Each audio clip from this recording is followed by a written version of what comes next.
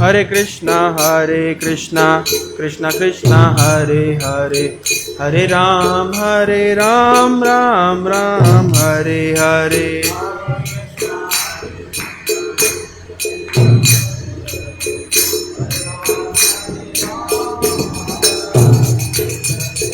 हरे कृष्णा कृष्णा कृष्णा हरे हरे, हरे राम राम राम हरे हरे।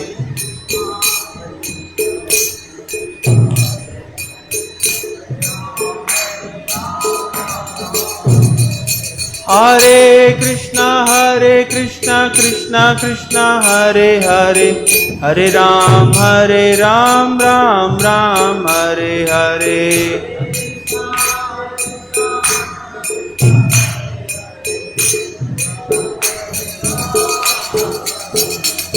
हरे कृष्णा कृष्णा कृष्णा हरे हरे, हरे राम राम राम हरे हरे।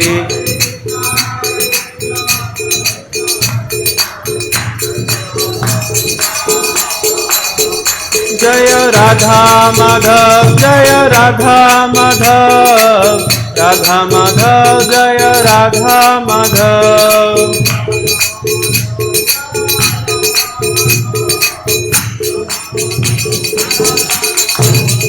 जय जय प्रभुपाद प्रभुपाद प्रभुपाद प्रभुपाद।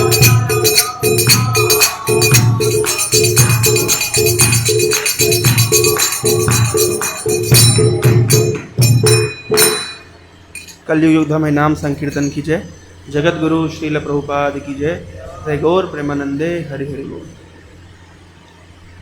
ओम अज्ञानतिमिरान्धस्य ज्ञानञ्जनशलाकया चक्षुरुन्मिलितं येन तस्मै श्रीगुरवे नमः। श्रीचैतन्यमनोभीष्टं स्थापितं येन भूतले स्वयं रूपकदा मह्यं ददाति स्वपदान्तिकं। वन्देऽहं श्रीगुरो श्रीयुतपदकमलं श्रीगुरुन् वैष्णवांश्च श्रीरूपं साग्रजातं सहगणरघुनाथान्वितं तं सजीवं साद्वैतं सावधूतं परिजनसहितं कृष्ण चैतन्यदेवं श्रीराधा कृष्णपादान् सहगणललिता श्रीविशाखावितांश्च। नमः ओं विष्णुपादाय कृष्णपृष्ठाय भूतले श्रीमते भक्तिवेदांत स्वामिनिति नामिने। नमस्ते सारस्वते देवे गौरवाणी प्रचारिणे निर्विशेष शून्यवादी पाश्चात्य देशतारिणे। हे कृष्णा करुणा सिंधु दीनबंधो जगतपते गोपेशा गोपिका कांत राधा कांत नमस्तुते। तप्त कांचन गौरांगी राधे वृंदावनेश्वरी वृषभानुसुते देवी प्रणमामि हरिप्रिये। वाञ्छाकल्पतरुभ्यश्च कृपा सिन्धुभैव च पतितानां पावनेभ्यो वैष्णवेभ्यो नमो नमः। नमो महावदान्याय कृष्ण प्रेम प्रदायते कृष्णाय कृष्ण चैतन्य नामने गौरतिशे नमः। नीलाचल निवासाय नित्याय परमात्मने बलभद्र सुभद्राभ्यां जगन्नाथाय ते नमः। जय श्री कृष्ण चैतन्य प्रभु नित्यानंद श्री अद्वैता गदाधर श्रीवासादि गौर भक्त वृंदा। हरे कृष्णा कृष्णा कृष्णा हरे हरे, हरे राम राम राम हरे हरे। ओम नमो भगवते वासुदेवाय, ओम नमो भगवते वासुदेवाय, ओम नमो भगवते वासुदेवाय।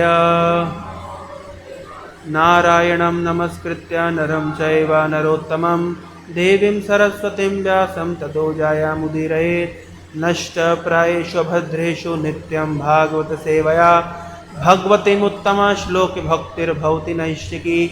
मुखं करोति वाचालं पङ्गुलङ्घयते गिरिं यत्कृपातमहं वन्दे श्रीगुरो दीनतारिणे। Hare Krishna. Reading from Srimad Bhagavatam. Proji, am I supposed to speak in English or Hindi? Hindi. Shrimad Bhagavatam दशम स्कंद अध्याय 58 श्लोक क्रमांक 35। स कौशलपति प्रीतः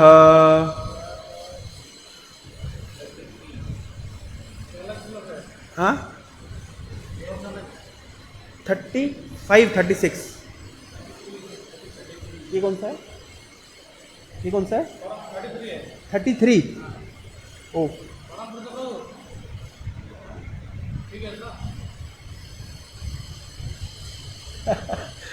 33।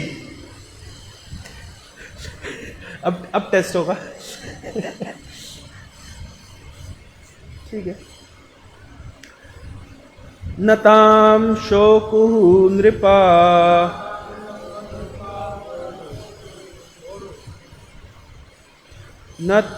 नताम शोकुः नृपा वोढुम् अजित्वा सप्तगोवृषान् तीक्ष्ण शृंगान् सुदुर्धिक्षान् वीर्यगन्धसान् खलान्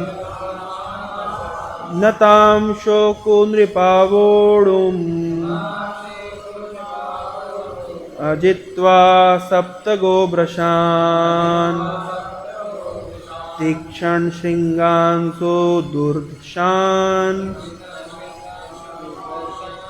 वीर्यगन्धसान् खलान् नतां शोको नृपा वोढुम् अजित्वा सप्तगोवृषान् तीक्ष्ण शृंगान् सुदुर्धषान् वीर्यगन्धसान् खलान्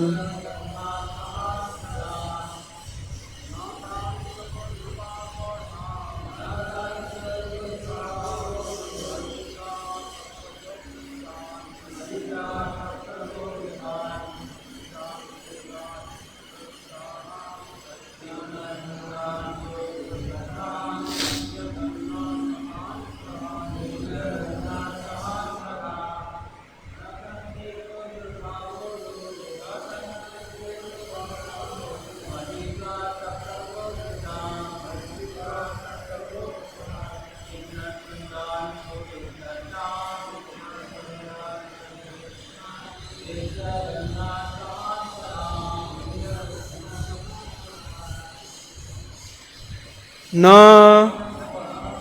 नहीं ताम उसको शोकु शेकु समर्थ थे नृपः राजागण वोढुम ब्याहने के लिए अजित्वा हराए बिना सप्त 7 गोवृषान बैलों को तीक्ष्ण तेज श्रृंगान सींग वाले सु अत्यंत दुर्धशान वश में न आने वाले वीर्य वीरों की गंध महक असहान सहन ना करते हुए खलान दुष्ट।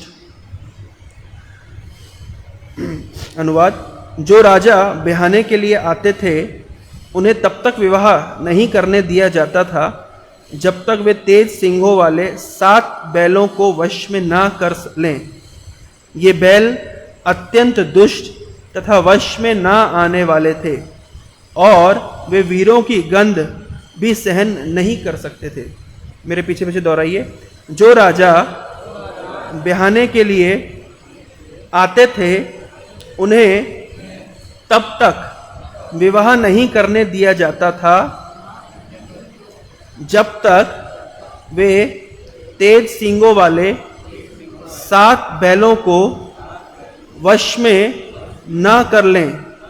ये बैल अत्यंत दुष्ट तथा वश में न आने वाले थे और वे वीरों की गंध भी सहन नहीं कर सकते थे। तो मुझे श्लोक क्रमांक 35 पे बोलना था, तो मैं 2 श्लोक का जस्ट अनुवाद पढ़ देता हूँ।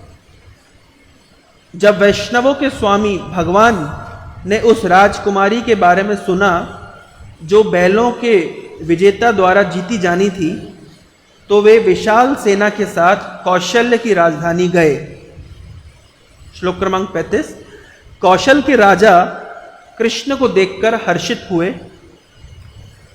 उसने अपने सिंहासन से उठकर तथा प्रतिष्ठित पद एवं पर्याप्त उपहार देकर भगवान कृष्ण की पूजा की।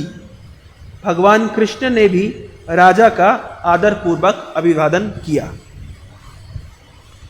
हरे कृष्ण।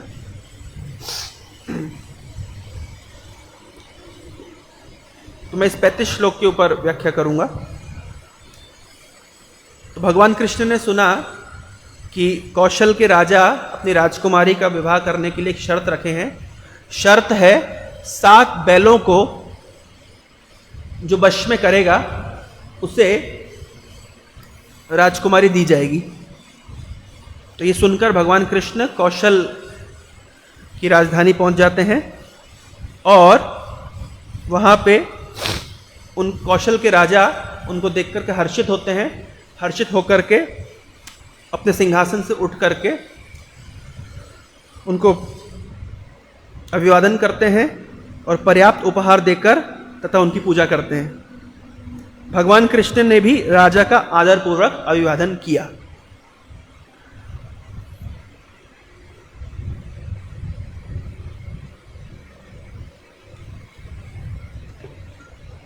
हरे कृष्ण। तो श्रीमद् भागवतम का दशम स्कंद का अर्थ होता है भगवान का मुखमंडल। और हम सब अतिशय भाग्यशाली हैं कि हम इस भुवनेश्वर धाम में निवास कर रहे हैं, जहाँ पर श्रील प्रभुपाद जी ने भगवान के मुखमंडल का अनवेलिंग, क्या बोलते हैं, ऊपर से पर्दा हटाया। तो मैं प्रभुपाद जी की कृपा प्राप्त करने का प्रयास करूँगा। श्री श्रीमद् गौर गोविंद महाराज की कृपा प्राप्त करने का प्रयास करूँगा और समस्त वैष्णव जनों को प्रणाम करके मैं अपनी कथा प्रारंभ करने का प्रयास करूँगा। तो दशम स्कंद में भगवान कृष्ण का चेहरा है, जिसको Prabhupada unveiling the face of Shri Krishna, चेहरे के ऊपर से पर्दा हटा रहे हैं। चेहरे से देख करके पता चलता है व्यक्ति का स्वभाव क्या है, भक्ति क्या है। Face is the index of mind. तो दशम स्कंद बताता है कि वास्तव में भगवान क्या है। वैशेषिका प्रभु एक ग्रंथ है आवर फैमिली बिजनेस, उसमें एक बहुत अच्छी बात लिखते हैं। उसमें लिखते हैं कि Shrimad Bhagavatam means entering into the personal life of Krishna. भगवान कृष्ण के पर्सनल निजी जीवन में प्रवेश करना। तो भगवान अपने निजी जीवन में क्या करते हैं, ये दशम स्कंद से पता चलता है। भगवान भी विभिन्न प्रकार के कार्य करते हैं, जिसको हम लीला कहते हैं। तो विभिन्न प्रकार की लीलाओं के माध्यम से पता चलता है कि भगवान अपने दैनिक जीवन में क्या करते हैं। तो इसी प्रकार एक दैनिक जीवन की घटना है कि भगवान, इस अध्याय का नाम है श्री कृष्ण का 5 राजकुमारियों के साथ विवाह। तो उनमें से एक राजकुमारी जो कि कौशल के राजा की पुत्री थी, तो उनके साथ विवाह करने के लिए भगवान कृष्ण गए और शर्त थी कि 7 बैलों को वश में करेंगे, तब जाकर के विवाह करेंगे। तो भगवान के लिए कोई बहुत बड़ी बात नहीं है बैलों को वश में करना, लेकिन भगवान अपनी स्पोर्टिंग एक्टिविटी यहाँ पे प्रकट कर रहे हैं। लेकिन उससे पहले प्रकट कर रहे हैं भगवान अपना ऐश्वर्य। किस प्रकार भगवान कृष्ण जब कौशल के राजधानी में प्रवेश किए, तब कौशल के राजा उठ करके उनको सम्मान पूर्वक स्वागत किए। तो आज की जो हमारे श्रीमद् भागवतम की चर्चा है, वह किस प्रकार से सम्मान्य व्यक्ति का स्वागत किया जाना चाहिए, अभिवादन किया जाना चाहिए। तो श्रीमद् भागवतम में बहुत सारे उदाहरण इस प्रकार से हैं जहां पर राइट वे ऑफ, सही तरीका स्वागत करने का और गलत तरीका स्वागत करने का। तो भगवान का स्वागत या भगवान के प्रतिनिधि भक्तों का स्वागत, हम दोनों ही विषय पर चर्चा करेंगे। तो आप लोग को बताना है कि राइट तरीके, कोई एग्जाम्पल कि भगवान प्रवेश किए हो किसी सभा में या भगवान के भक्त प्रवेश किए हो, तो उनको सही तरीके से उनका स्वागत किया गया, सही तरीके से उनका अभिवादन किया गया। कोई उदाहरण? जब सुखदेव गोस्वामी प्रवेश किए, तब सभी राजा, सभी इंक्लूडिंग परीक्षित महाराज, देव ऋषि, राज ऋषि, बड़े बड़े ऋषि मुनि सब उठ करके उनका अभिवादन किए, स्वागत किए। यद्यपि वो केवल एक 16 साल के बालक थे, एक्चुअली 12 साल के थे, दिखने में 16 साल जैसे दिखते थे। तो एक 16 साल के बालक को देख करके सभी ऋषि मुनि उठ के खड़े हो गए। तो यह राइट वे ऑफ स्वागत करना, सही तरीका। और सही तरीका बहुत सारे उदाहरण है सही तरीके से स्वागत करने का। भगवान का स्वागत या भगवान के भक्तों का स्वागत, हजारों एग्जाम्पल है श्रीमद् भागवतम में। जब कृष्ण पांडवों से मिलने के लिए फर्स्ट टाइम आए तो पांडव लोग मित्रवत उनको आलिंगन किए, ठीक है। और बहुत सारे उदाहरण है।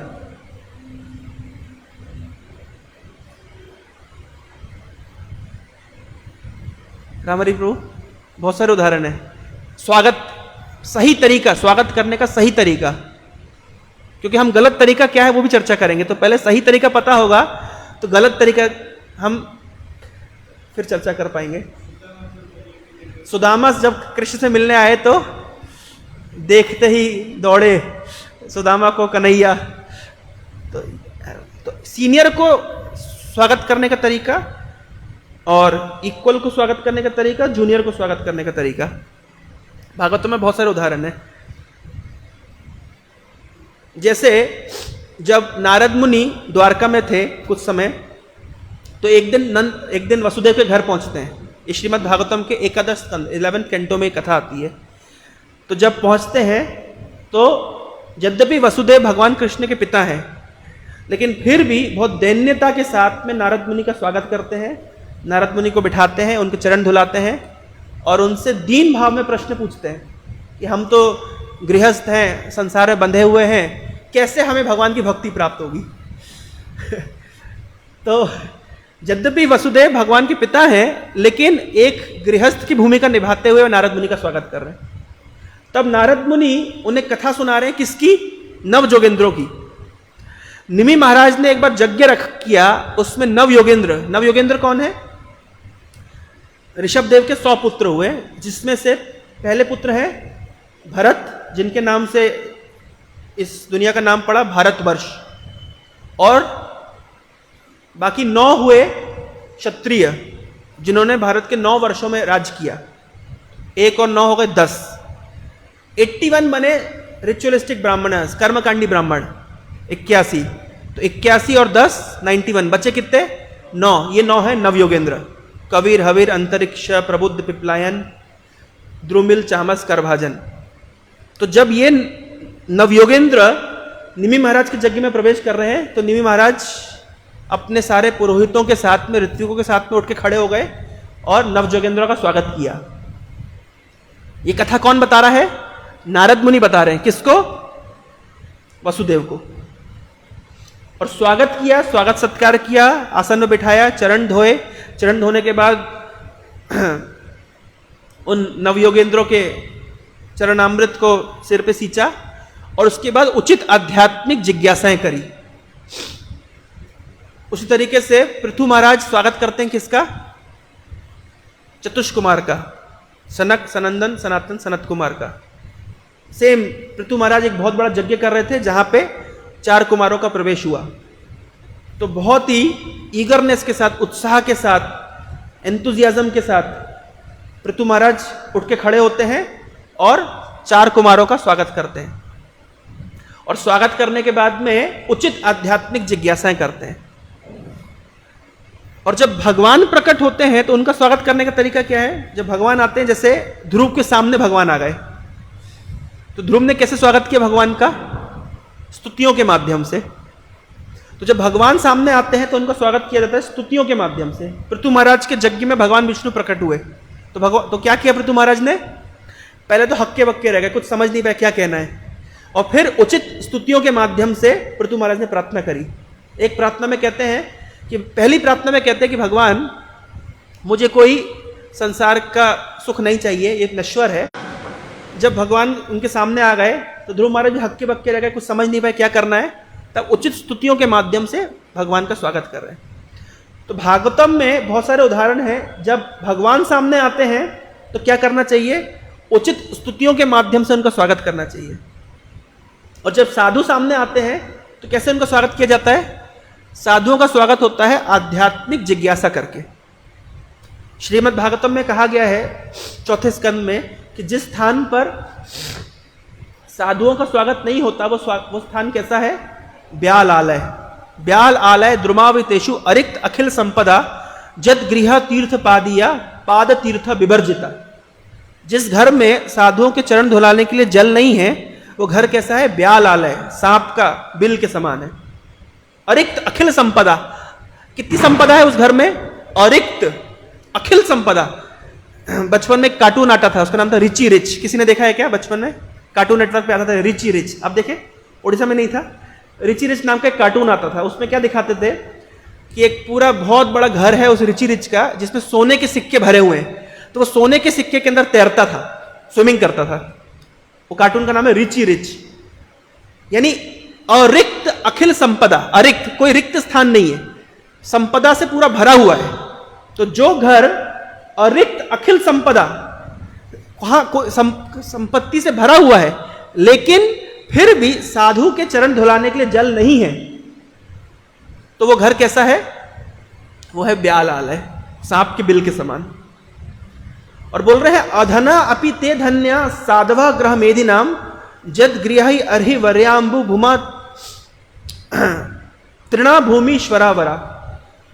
अधना अपि ते धन्या, लेकिन कोई ऐसा व्यक्ति है जिसके पास धन नहीं है, अधना, लेकिन वह भी धन्य हो जाता है।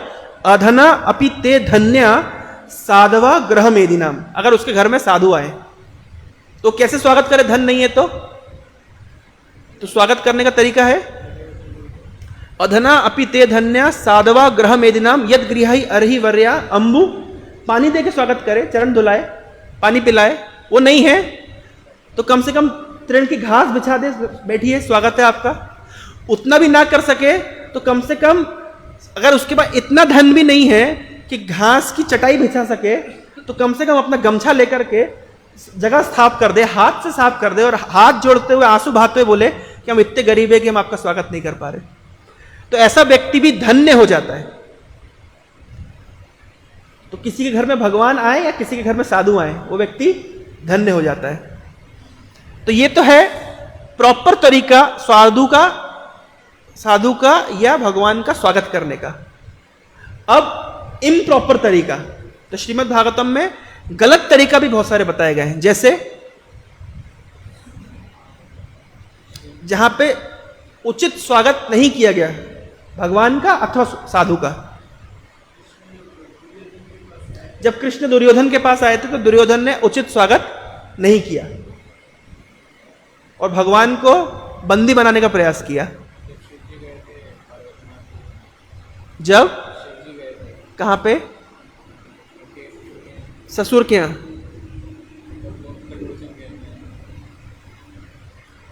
वो तो बाद में घटना हुई। और कोई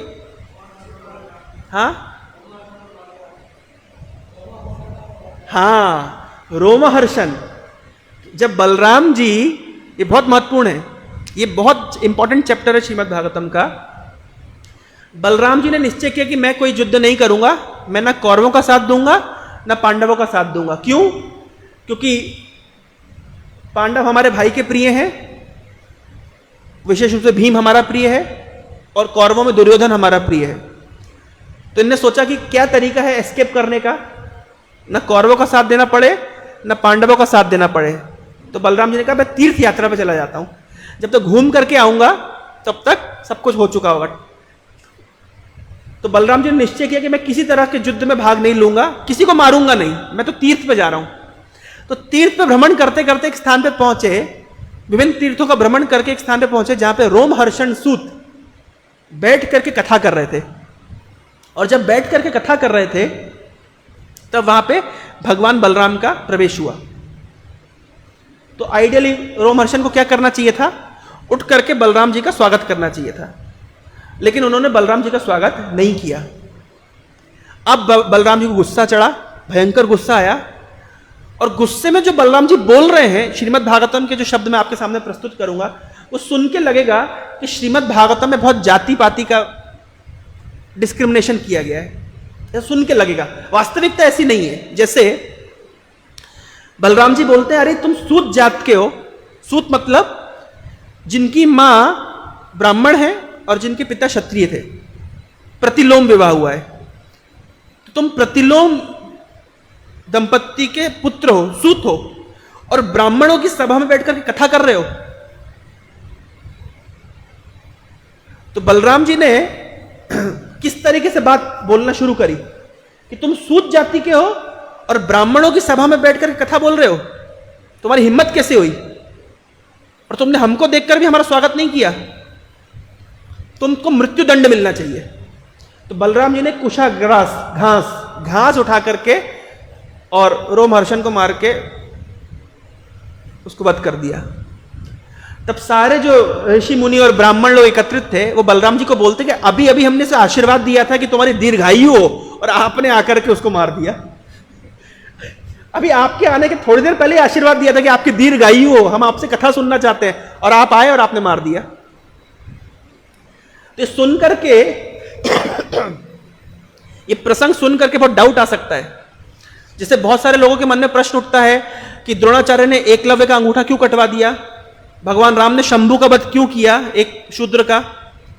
तो बहुत वैदिक काल में बहुत जात पात होती थी, जाति का विचार था, और बलराम जी के शब्दों से तो ऐसे ही लग रहा है। श्रील प्रभुपाद जी ने कृष्णा बुक में बहुत सुंदर व्याख्या करी है। अगर हम आचार्यों के मुख से नहीं सुनेंगे तो निश्चित रूप से डाउट आ जाएगा। श्रील प्रभुपाद जी ने कहा कि अगर सबसे बड़ी गलती क्या करी थी रोमहर्षण ने, उन्होंने भगवान बलराम का स्वागत नहीं किया था। वो यद्यपि वेदों के और पुराणों के, विशेष रूप से पुराणों के प्रवक्ता हैं, तो इतना तो उनको क्लियर होना चाहिए आध्यात्मिक रूप से उनकी अंडरस्टैंडिंग कि साक्षात भगवान सामने आए हैं। आप तो प्रभुपाद जी ने वहां पे पॉइंट आउट किया कि रोमहर्षण यद्यपि पुराणों के वक्ता हैं, और पुराण क्या है? वेदों का एक्सटेंशन, वेदों का पूरक, इसलिए उसको पुराण कहते हैं। जो वेदों को पूर्ण करता है उसको पुराण कहते हैं। यानी आप पुराणों के ऊपर व्याख्या कर रहे हैं, इसका अर्थ है कि आपको वेदों की अंडरस्टैंडिंग है। वेदों की अंडरस्टैंडिंग, इसका मतलब आपको पता होना चाहिए भगवान कौन है। तो साक्षात भगवान सामने आ गए और आप उनको स्वागत नहीं कर रहे, उनको प्रार्थना नहीं कर रहे, इसका अर्थ क्या है? इसका अर्थ है आपके पुराणों का ज्ञान कंप्लीट नहीं है। इसका अर्थ है कि आपका आध्यात्मिक साक्षात्कार नहीं हुआ है, आप आध्यात्मिक रूप से सही व्यक्ति नहीं है कथाओं का प्रवक्तन के लिए। इसलिए बलराम जी ने उनका वध किया। फिर वहां पे प्रभुपाद जी ने लिखा है कि बलराम जी ने क्या शब्द बोले कि तुम सूत जाति के हो, और सूत जाति के होकर के तुम ब्राह्मणों की सभा में बैठ के कथा बोल रहे हो। तो बलराम जी ने ऐसा क्यों बोला? प्रभुपाद ने कहा कि अगर रोमहर्षण सही आचरण करते तो बलराम जी इस बात को कभी नहीं बोलते, क्योंकि वास्तविकता तो यह है कि कोई व्यक्ति अगर आध्यात्मिक साक्षात्कार कर चुका है वो तो ब्राह्मणों से भी ऊपर है। लेकिन यहां पे बलराम जी इस प्रकार की बात इसलिए बोल रहे थे क्योंकि रोमहर्षण वास्तव में सही पात्र नहीं थे कथा बोलने के लिए, क्योंकि उनका आध्यात्मिक साक्षात्कार पूर्ण नहीं था। भगवान सामने आने पर भी उनको पहचान नहीं पाए। इसलिए बलराम जी ने इस प्रकार नेगेटिव बात बोली कि तुम एक सूत होकर के ब्राह्मणों की सभा में कथा बोल रहे हो, तुम्हारी हिम्मत कैसे हुई? तो प्रभुपाद जी ने अपने तात्पर्य में बहुत सुंदर तरीके से स्पष्ट किया है। तो यहां से एक शिक्षा मिलती है कि श्रीमद् भागवतम का प्रवचन कौन कर सकता है? जो व्यक्ति आध्यात्मिक रूप से जिसको साक्षात्कार प्राप्त हो गया हो। हम श्रीमद् भागवतम के प्रथम स्कंद में भी देखते हैं कि बहुत सारे गुण बताए गए हैं सूत गोस्वामी के, और वो भागवतम का प्रवचन कर रहे हैं। फिर प्रश्न उठता है कि हमारी तो वो योग्यता नहीं है। जो योग्यताओं का वर्णन श्रीमद् भागवतम के प्रथम स्कंद में सूत गोस्वामी के गुणों के बारे में लिखा गया है, ये दशम स्कंद में कृष्णा बुक में प्रभुपाद जी ने लिखा है, वो योग्यता तो हमारी नहीं है। तो हमारा क्या अधिकार बनता है श्रीमद् भागवतम की कथा बोलने का? इसी का उत्तर श्रील प्रभुपाद जी देते हैं। प्रभुपाद जी कहते हैं कि मैंने तुम्हें ब्राह्मण दीक्षा दी है, इसका अर्थ ये नहीं है कि तुम ब्राह्मण हो गए हो। प्रभुपाद जी ने कहा है कि मैं तुम्हें ब्राह्मण दीक्षा दे रहा हूं, तुम्हें एक चांस देने के लिए, so that you can become Brahmin. It does not mean that you have already become a Brahmin. कोई व्यक्ति को अगर ये धागा मिल जाए तो सोचे कि इसमें 9 धागे हैं, क्षमा दमा तपा शौचम शांतिर आर्जवम एवचा ज्ञान विज्ञानम आस्तिक्यम ब्रह्म कर्म स्वभावजम। तो क्योंकि मेरे पास ये 9 धागे का मेडल है, इसका मतलब है कि मैंने ब्राह्मण के गुण को प्राप्त कर लिया है। प्रभुपाद जी कहते हैं नहीं, प्रभुपाद जी ने कहा है कि मैं तुम्हें चांस दे रहा हूं ब्राह्मण बनने के लिए। उसी प्रकार से यद्यपि हम श्रीमद् भागवतम का प्रवचन कर रहे हैं, इसका अर्थ ये नहीं है कि हम उस लेवल के क्वालिफाइड वक्ता हो गए जिसके बारे में श्रीमद् भागवतम कहती है। नहीं, हम प्रयास कर रहे हैं कि एक दिन उस स्टैंडर्ड पे आने का। कभी कभी भक्तों के मन में एक मिसकंसेप्शन होता है कि जब तक मैं क्वालिफाइड नहीं होऊंगा मैं श्रीमद् भागवतम नहीं बोलूंगा। लेकिन प्रभुपाद जी ने हमें श्रीमद् भागवतम बोलने के लिए कहा है ताकि हम क्वालिफाइड हो सके। श्री कृष्ण बलराम भगवान की जय। तो श्रील प्रभुपाद जी ने हमें अवसर दिया है क्वालिफाइड बनने के लिए। तो यह है इम्प्रॉपर वे ऑफ रिसीविंग। भगवान का स्वागत नहीं कर पाए सही तरीके से। रोमहर्षण एक उदाहरण है। और कोई उदाहरण जहां पे साधुओं का सम्मान ठीक से ना हो, साधुओं का स्वागत ठीक से ना किया गया हो। हाँ, जब जय विजय वैकुंठ में थे तो वहां पे 4 कुमार आए और जय विजय स्वागत करने की जगह उनको भगाने लग गए। तो एज ए रिजल्ट क्या हुआ? जय विजय ने 4 कुमारों को श्राप दे दिया। क्या श्राप दिया? सॉरी, 4 कुमारों ने जय विजय को श्राप दे दिया। क्या श्राप दिया? कि तुम्हारी बुद्धि असुर की तरह है, जाके असुर बनो। श्रीमद् भागवतम में कौन से स्कंद में यह बात आती है? 7वें स्कंद में। श्रीमद् भागवतम की 10 विषय वस्तु है। अत्र सर्ग विसर्गश्च स्थानम पोषणम ऊति मनवंतर ईशानु कथा निरोध मुक्ति आश्रय। तो श्रीमद् भागवतम का 7वां स्कंद है जहां पे ऊति का अर्थ होता है वासना। 2 प्रकार की वासनाएं होती है, शुभ वासना और अशुभ वासना।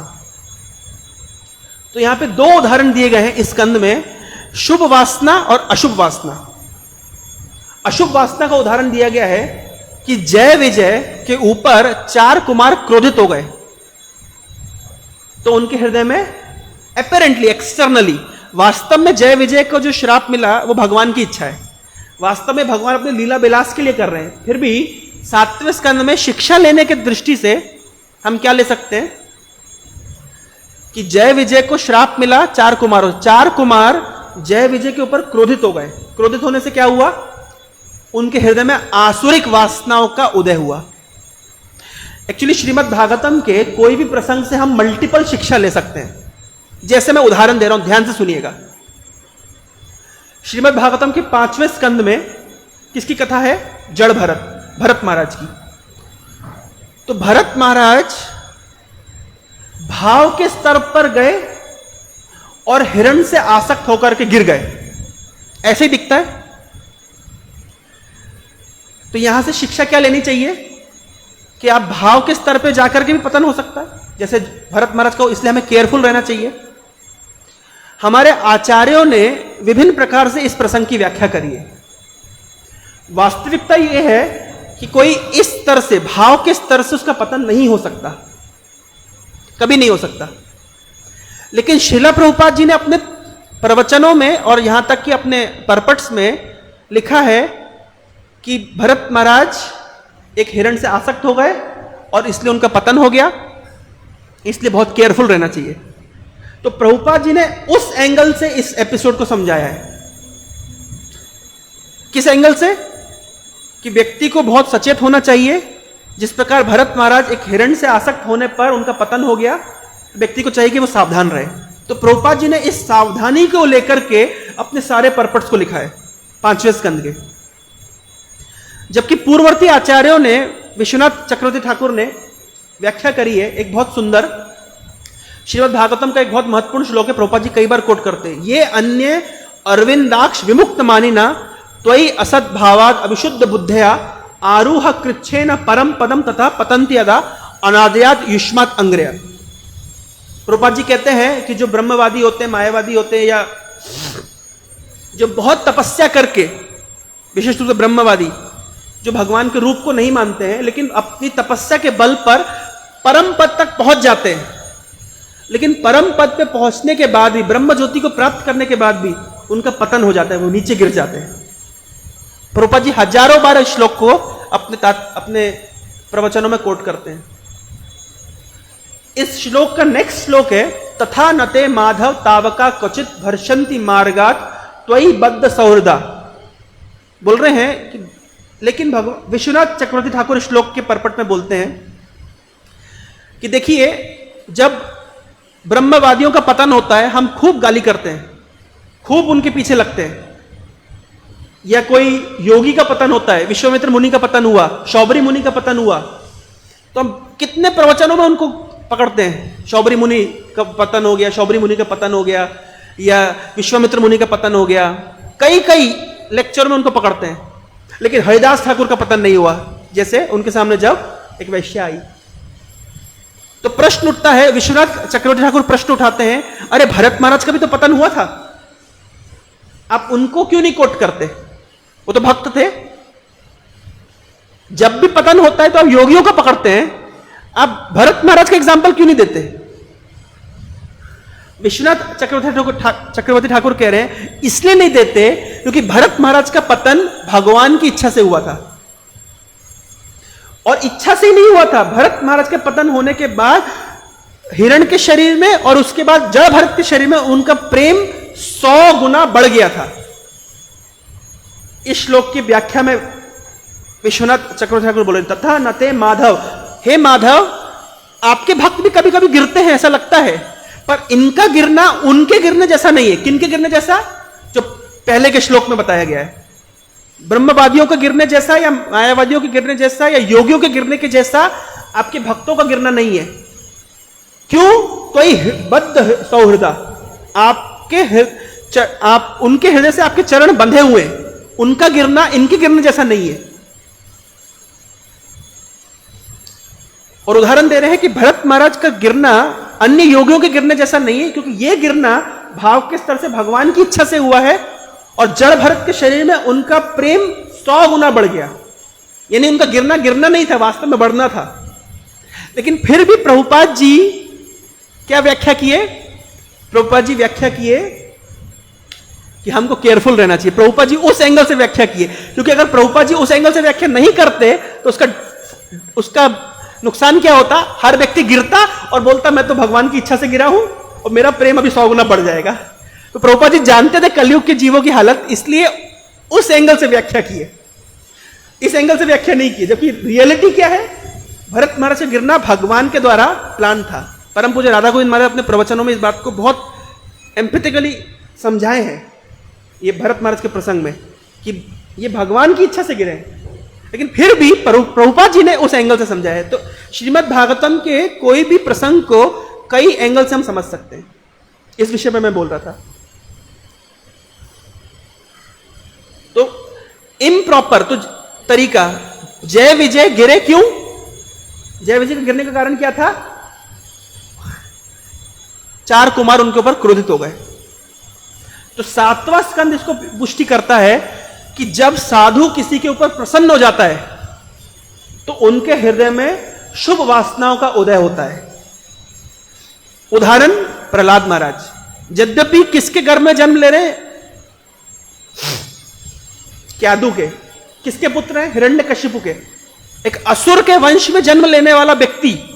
लेकिन नारद मुनि की कृपा से उसके हृदय में शुभ वासनाओं का उदय हो गया। और जय विजय भगवान के पार्षद थे, लेकिन 4 कुमार उन पर क्रोधित हो गए तो उनके हृदय में आसुरिक वासनाओं का उदय हो गया और वो असुर बन गए। तो 7वां स्कंध है ऊती, मतलब शुभ और अशुभ वासना, जिसका पूरा लेसन है अगर साधु प्रसन्न हो जाए किसी के ऊपर तो उनके अंदर शुभ वासनाओं का उदय होता है, और जब साधु क्रोधित हो जाए तो उनके अंदर आसुरिक वासनाओं का उदय होता है। एक और बहुत महत्वपूर्ण उदाहरण है श्रीमद् भागवतम में, जो कि 8वें स्कंद में आता है, इंद्रद्युम्न महाराज की कथा। इंद्रद्युम्न महाराज अपना पूरा राजपाट त्याग करके पर्वतों की चोटी पे जाकर के गुफा बना करके रहते थे, और भगवान की भक्ति में पूरी तरीके से निमग्न थे। और तब वहां पर कौन आते हैं? अगस्त्य ऋषि अपने शिष्यों के साथ। लेकिन इंद्रदुम्न महाराज अपनी भगवान की भक्ति में इतना अविचल थे, इतना एब्जॉर्ब थे कि उनको पता ही नहीं चलता कि कब अगस्त्य मुनि आए हैं। तब अगस्त्य मुनि कहते हैं इंद्रदुम्न महाराज को कि इंद्रदुम्न, तुम्हारी बुद्धि पशु की तरह है, हाथी की तरह तुम्हारी बुद्धि है। हम आए हैं यहां पर और तुमको पता नहीं हमारा स्वागत कैसे करना है। जाओ, हम तुम्हें श्राप देते हैं कि तुम हाथी बन जाओ।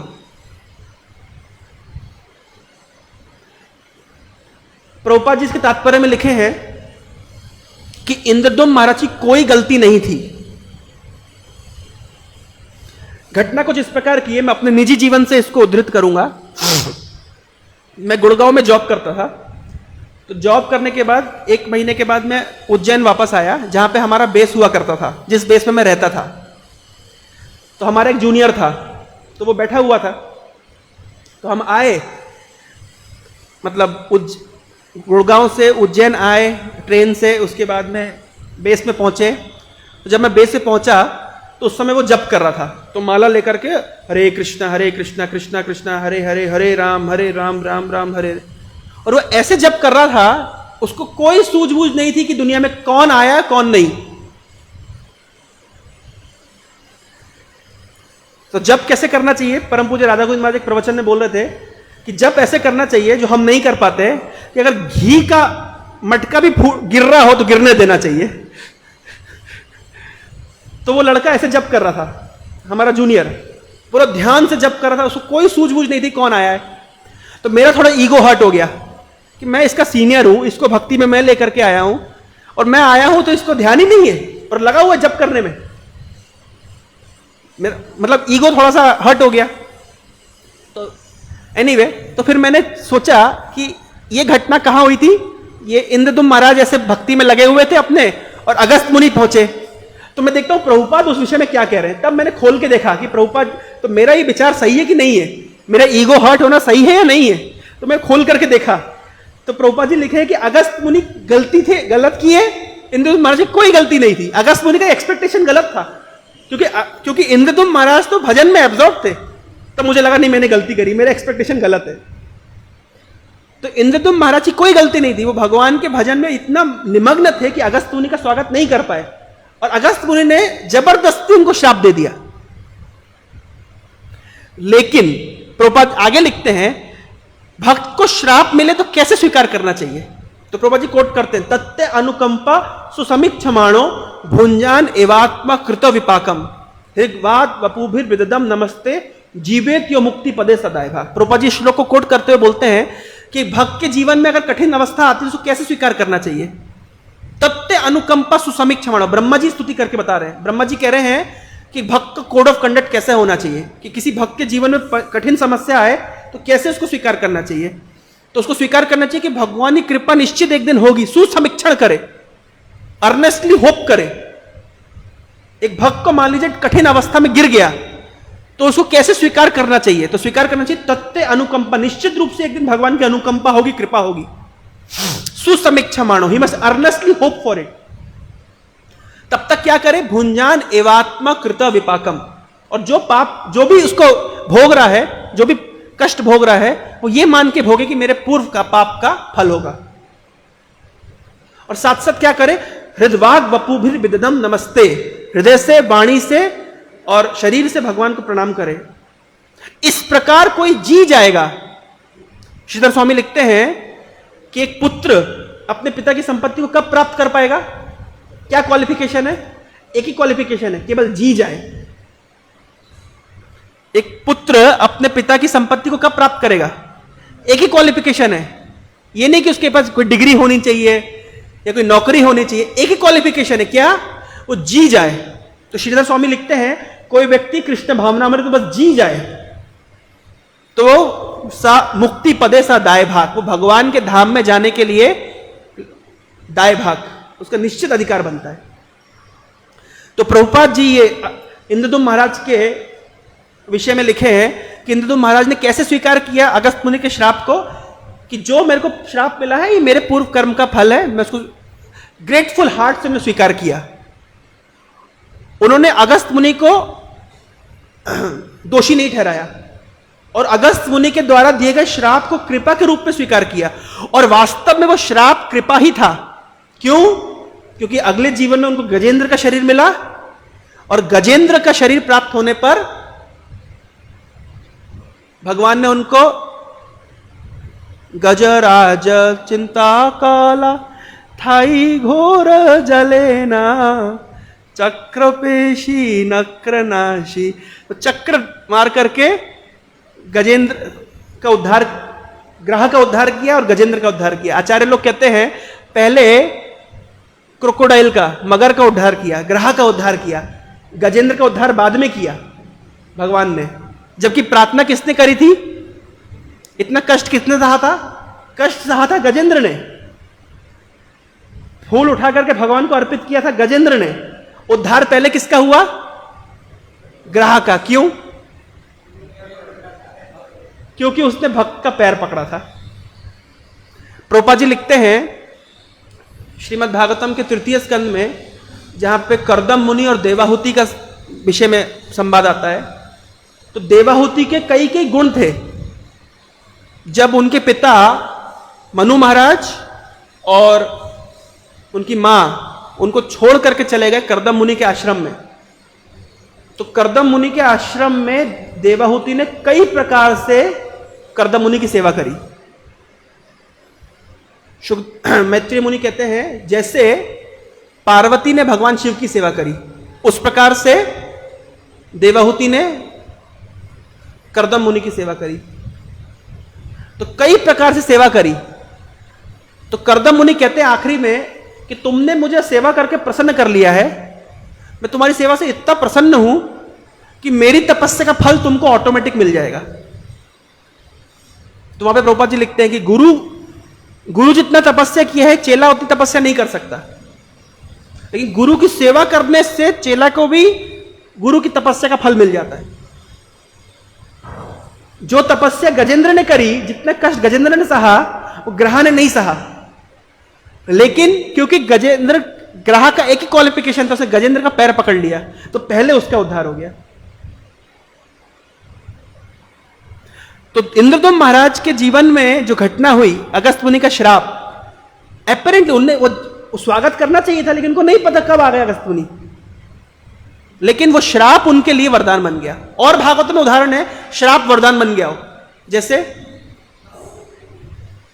नल कुबेर मणिग्रीव, इन लोगों ने भी नारद मुनि का स्वागत ठीक से नहीं किया था, लेकिन नारद मुनि का स्वागत ठीक से नहीं किया तो नारद मुनि ने और क्या किया, नारद मुनि के सामने नंगा धड़ंग घूम रहे थे, तो नारद मुनि को श्राप दे दिया। परंतु नारद मुनि का श्राप नल कुबेर मणिग्रीव के लिए वरदान बन गया।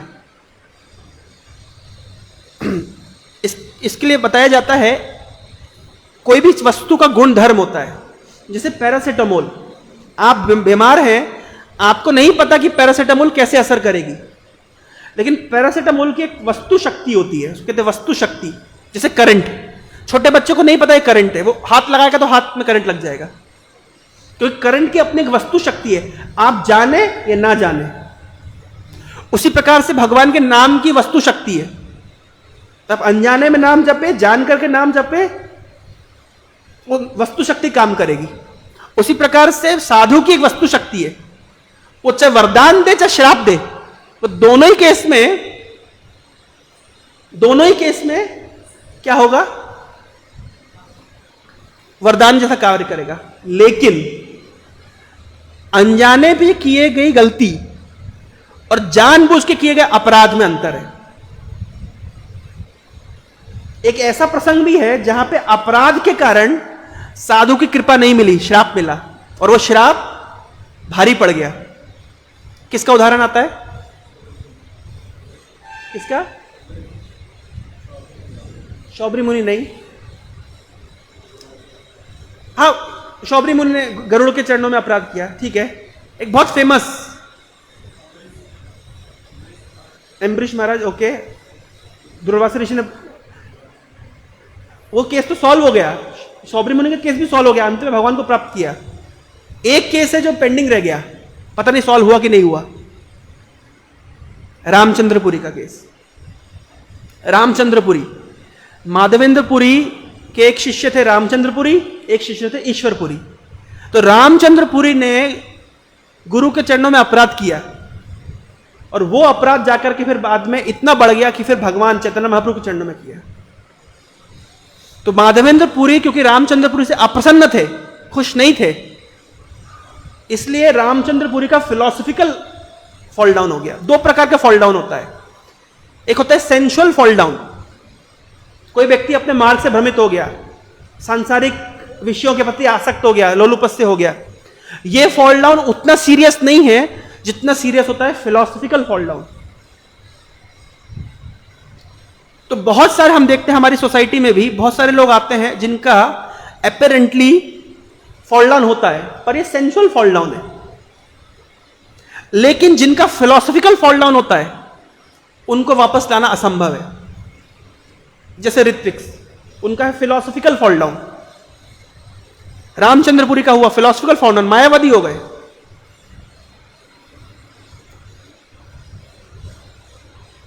तो वैष्णव अपराध करने से फिलोसफिकल फॉल डाउन अगर हो जाए तो उसको बचाना असंभव जैसा हो जाता है। तो ये पूरा प्रसंग जो हमने शिक्षा ले रहे हैं कि भगवान कृष्ण का स्वागत किया राजा ने, तो स्वागत कैसे, सत्कार कैसे करना चाहिए भगवान का, साधुओं का। अगर साधुओं का स्वागत करके हम उनको प्रसन्न कर पाए तो हमारे हृदय में शुभ वासनाओं का उदय होगा। अगर अप्रसन्न किया तो उसके ये कॉन्सिक्वेंसेस हैं। एक लास्ट बात बोल करके मैं अपने वक्तव्य को विराम दूंगा। स्वागत के रिसेप्शन, अभी हमारा आज का जो टॉपिक है वो रिसेप्शन के ऊपर है। पूरा जो क्लास है हाउ टू रिसीव। मान लीजिए हमारे इस्कॉन टेम्पल में कोई बाहर से व्यक्ति आता है, हमें किस भावना में उसको रिसीव करना चाहिए? रिसेप्शन की बात हो रही है। तरीका नंबर 1, अरे वो तो कर्मी है, हम भक्त हैं। ये एक तरीका हो सकता है, वो तो कर्मी है, वो तो बाहर के लोग हैं, हम भक्त हैं। तरीका नंबर 2, जो बाहर से व्यक्ति आ रहा है वो कृष्ण बलराम का गेस्ट है, तो हमें उनके साथ उस तरह ट्रीटमेंट करना चाहिए कि मानो वो कृष्ण बलराम का गेस्ट है। तो बताइए कौन सा तरीका कृष्ण बलराम को प्रसन्न करेगा? सेकंड वाला। ये बहुत महत्वपूर्ण शिक्षा है। कभी कभी हमारे मंदिर इस तरह होता है, जो कि दुर्भाग्यशाली, यहां वॉचमैन होता है और कोई मंदिर में खड़ा होता है, भगो भगो भग भग भग भग। पहली बार आया व्यक्ति, और विशेष रूप से प्रचारकों का यह दुख रहता है कि प्रचारक जाते हैं बाहर से, बहुत मेहनत करके प्रचार करके भक्तों को लेकर के आते, लोगों को लाते हैं भक्त बनाने के लिए, और मंदिर में लाते हैं तो मंदिर का वॉचमैन भग भग भग भग।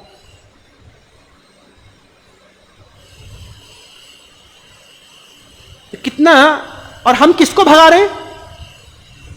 कृष्ण बलराम के गेस्ट है, वो हमारे गेस्ट नहीं है, कृष्ण बलराम के गेस्ट है। वो कृष्ण बलराम का दर्शन करना है, हमारा दर्शन करने नहीं आए हैं, कृष्ण बलराम से मिलने आए हैं। हम दास हैं कृष्ण बलराम के, कृष्ण बलराम स्वामी है। और वो जो बाहर के भक्त आ रहे हैं, बाहर से लोग आ रहे हैं, भले ही वो भक्त नहीं हुए, पर वो किसके गेस्ट है? वो कृष्ण बलराम के गेस्ट है। तो हमें चाहिए उनके साथ बहुत प्रेम और सम्मान के साथ पेश आए। क्यों?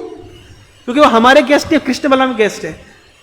यहां तक कहा गया है हरि भक्ति विलास में कि कोई व्यक्ति, मान लीजिए मंदिर में कोई भी नहीं है और पुजारी पूजा कर रहा है, कृष्ण बलराम की आरती कर रहा है, उस समय कोई बाहर से व्यक्ति आ जाए, कोई भी नहीं है उसको रिसीव करने के लिए, हरि भक्ति विलास में सनातन गोस्वामी कह रहे हैं ऑल्टर छोड़ करके आए, उस गेस्ट को रिसीव करें।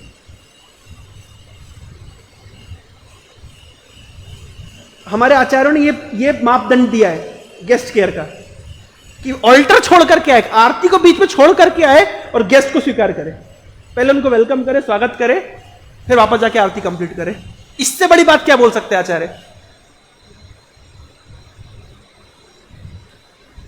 यहां पे क्या लिखा है कि राजा कृष्ण बलराम का स्वागत किए, कृष्ण बलराम उनको प्रत्युत रेसिप्रोकेशन में उसी प्रकार स्वागत किए। यानी कृष्ण बलराम स्वागत करें या अपने भक्तों के माध्यम से स्वागत करवाएं, एक ही बात है। तो कोई व्यक्ति अगर कृष्ण बलराम से आतुरता से मिलने के लिए आ रहा है तो कृष्ण बलराम के बिहाफ में हमारी जिम्मेदारी बढ़ती है, हम भी उतनी आतुरता के साथ उसको स्वागत करें।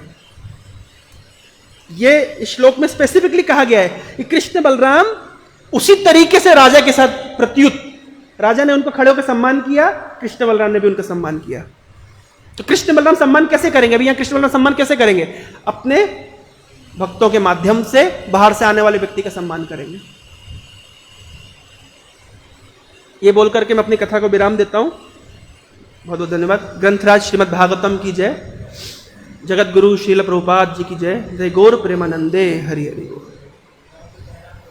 श्रील प्रभुपाद की जय।